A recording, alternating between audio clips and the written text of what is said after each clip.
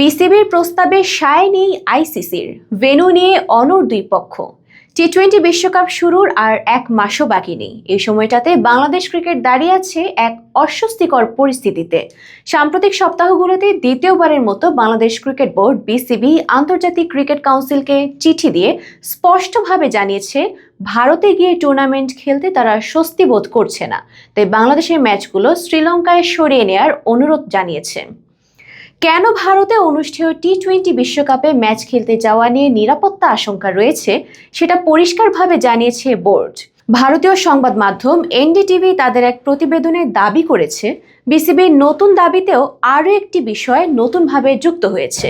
NDTV দাবি করেছে, BCB চাইছে টি-20 বিশ্বকাপ উপলক্ষে ভারতে গেলে দলের প্রতিটি সদস্যের জন্য আলাদা নিরাপত্তা নিশ্চয়তা।